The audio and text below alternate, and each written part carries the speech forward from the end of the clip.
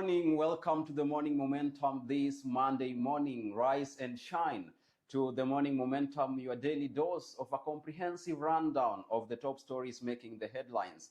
This morning we have a guest in studio and we are going to have an up-close and a candid discussion on matters youth leadership and its realization. But before then, let's take a look at the top stories inside the papers this morning. We start with the Standard newspaper. Tighten belts as Ruto Care comes to an extra cost.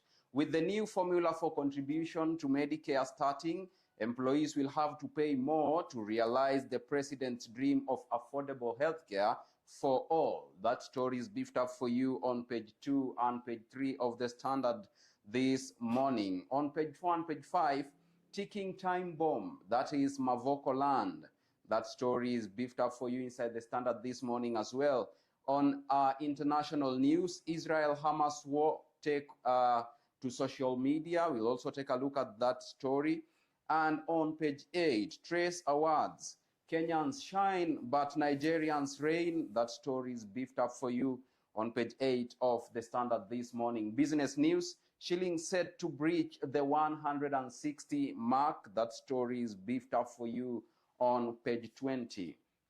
On sports news, Jepchirchir inches closer to Olympic glory. That story is beefed up for you on page 30 and page 31. Let's take a look at a few top stories here.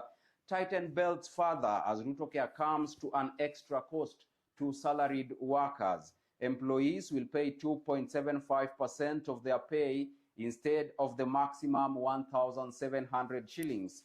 The new levy comes at a time the cost of living is high. More of that story is on page 2. Let's take a look at page 4 about the Mavoko land. Report exposes illegal allocation and invasion of Mavoko land. Task force was mandated to examine and inquire into the allocation of land to individuals or corporations. Court ruled that East African Portland Cement Company was the legitimate owner of the 12,000-acre land in Athi River. More of that story is beefed up for you on page 4. On page 6, win for tenants fighting to stop skyscrapers in posh Lavington. Tenants of Millennium Gardens Estate want developers to stop putting up apartments beyond 4 floors.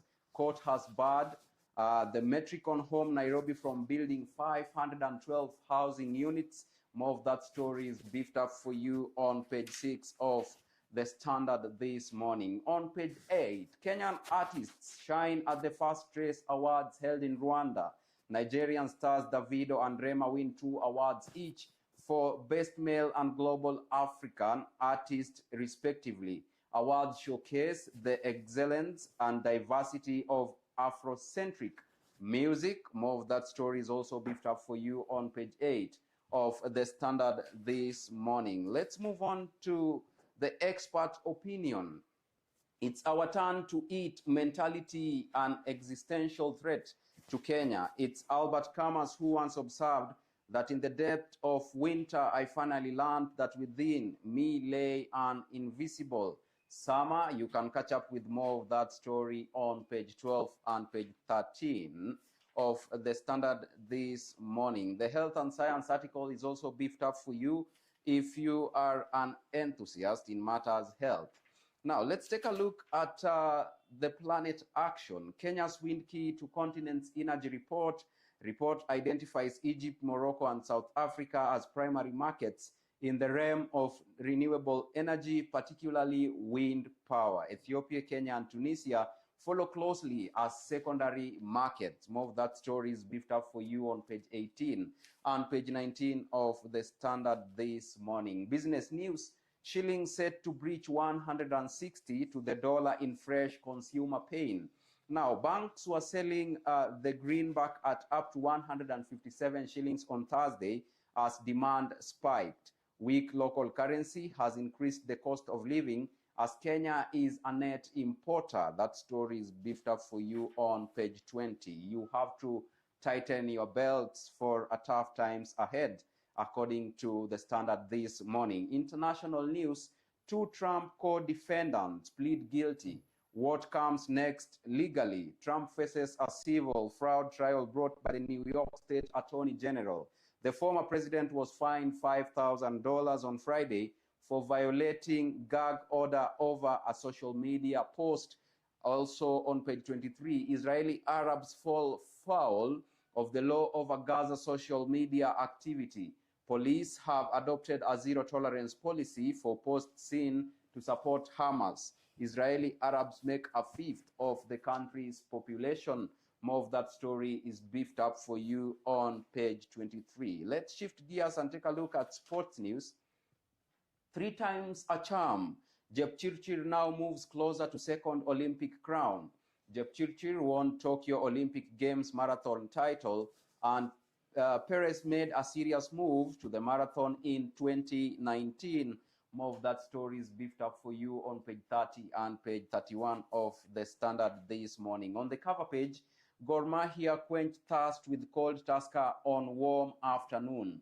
Tusker chairman threatened to sack Matano if Tusker lost to Gor yesterday. The new coach, same problems for Leopards as they remain wines in 7 matches. That brings us to an end of the top stories inside the Standard. Let's shift at Daily Nation. Kenya's phone theft syndicate is the elephant in the room. Mondays come with long queues at Safaricom Airtel shops as victims replace SIM cards. Many Kenyans admit to having lost their phones to snatchers and muggers on motorcycles, on foot, in matatus, or at nightclubs, but the brazen tactics employed by the criminals have reached alarming levels, with the stolen devices being flashed and smuggled into neighboring countries and a ready market. More of that story on page 2 and page 3. On page 4, Ruto now plays down prediction of El Nino rains in the country. On page 10, Paul Mackenzie was inspired by Australian cultists, says Senate and Hoc ad hoc committee. On page 7, we are all equal shareholders. Gachagua says things have taken a different turn.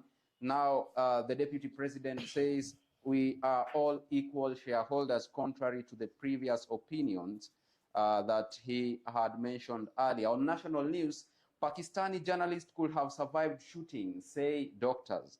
Arshad Sharif, a Pakistani journalist who was killed in Kenya a year ago, could have survived if he had been rushed to hospital after being shot, pathologists have said. More of that story on page 3. International news, Israel steps up Gaza strikes ahead of ground invasion. As fears mount of a wider conflagration, the Pentagon said it was bolstering its forces in the Middle East to assist in the defense of U.S. ally Israel amid escalations by Iran and its proxy forces across the region. More of that story is beefed up for you on page 18. Let's take a quick commercial break and then we come back with the discussion of this morning. It's all about youth leadership and its realization.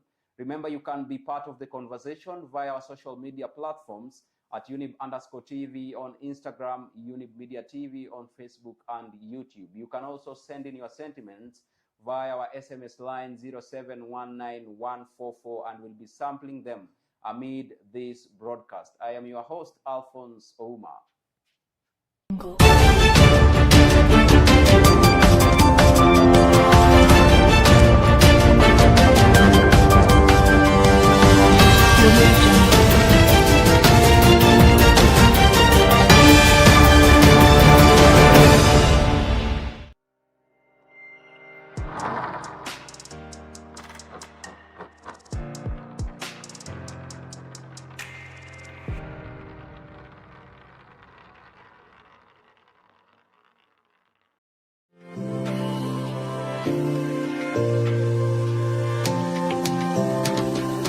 Imagine waking up to a show every morning that entertains, educates, that keeps you glued to the screen with interesting topics. Talk about health, fashion, business, fitness, and spiritual nourishment.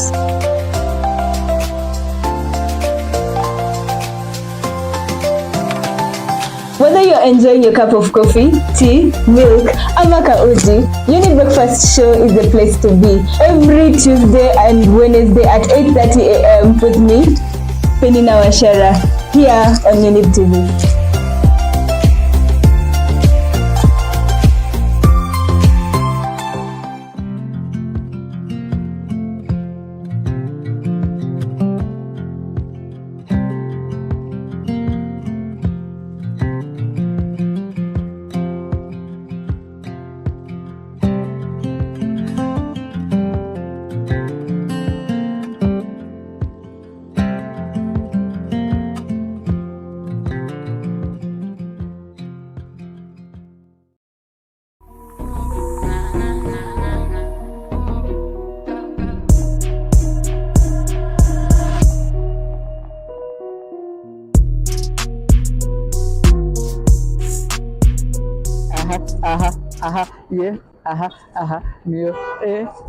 Yeah, yeah. Triple side, kata simu manze. This is Rising Star, the best show in East and Central Africa, au sio manze? So leo manze tuko hapa Kanairo, au sio? I go by the name Alex, or you can call me the guy.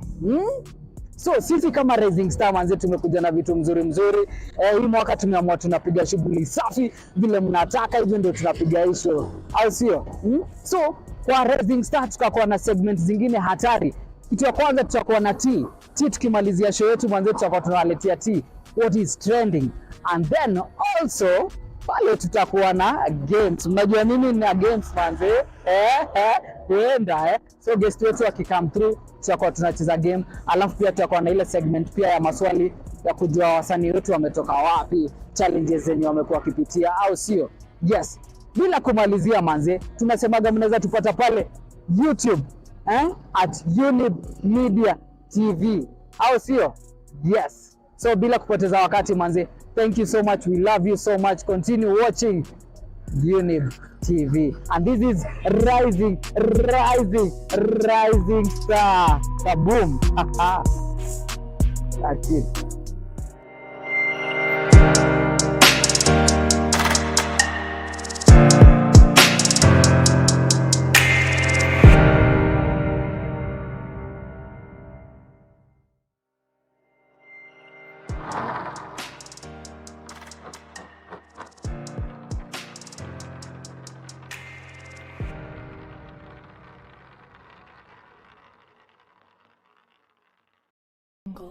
Mbili, leta moja uwekele hapa juu ya hii table.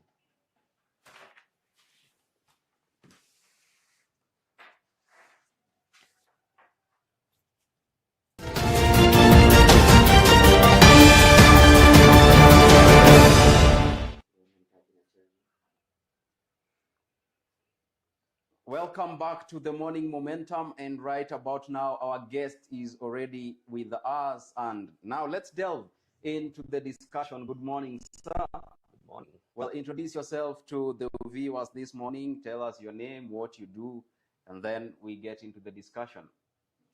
Thank you so much. My name is Bunde Denish, UDA Youth Aspirant Siaya County, and I'm very much happy to join the Momentum show today morning. Thank you so much.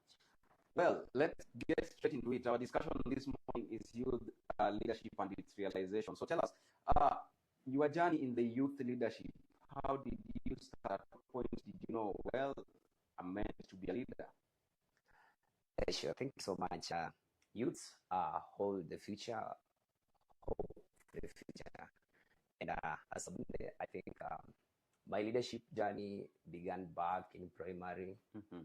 So I've been walking through to secondary school, that is Barding, and now my star shined when I was in Riara University. When I joined campus, I became school representative, education. I also vied for the president of the same university, but unfortunately, I didn't manage. But as a leader, when you're born a leader, you don't lose. Yes, so I still worked for various positions, appointment positions, and I served as a Riara mentorship school head. I chaired that program. I also had several appointments. Then after that, I'm also a community leader. I've worked as a a youth championing ideas, that is soft game, whereby we've been collecting issues in the community and trying to find a better solution for our people. Yeah, so as a leader, I've always believed in myself that I need to be heard and not to be seen. Yeah. Well, over the time that you have been in leadership, I believe it's not a bed of roses. Yeah. And of course, you have been encountering challenges here and there. And in most cases, the leadership challenges, they are more or less the same. Yeah. So what are some of the challenges that the youth leadership is facing, and how can these challenges be addressed maybe? Some of the challenges that we are facing as youths who are getting into these leadership positions is that the older generation does not want to accept that their time is ending. And now when they see a young man trying to come up strong, it's a threat to them. And therefore, they want to find a way of which they can suppress you. So by trying to blackmail you, again, another problem that we are facing as youth is that we are not getting full support from our community. People don't really believe in us, that we are capable, because they know you as a bunde when you are young. But they don't know that that is how education and experience transform an individual. So when you go back to them and trying to share with them the good ideas, they don't trust. They say, this is just the person we knew the other day. And therefore, they give you a lot of doubts and everything. And where's the voice of the youth in all this? As this is happening, we've not seen people like you coming out and saying, you know, the older generation, your time is up. You need to now starting that transition so that we get fresh blood in the leadership. Where's the voice of the youth? You've not heard, but we are outside there. We are really shouting. But you find that not all of us, a few of us are really shouting. We are really pushing ourselves to get there. Because if we continue remaining silent on these issues, then the generation that will come after us will have harder time.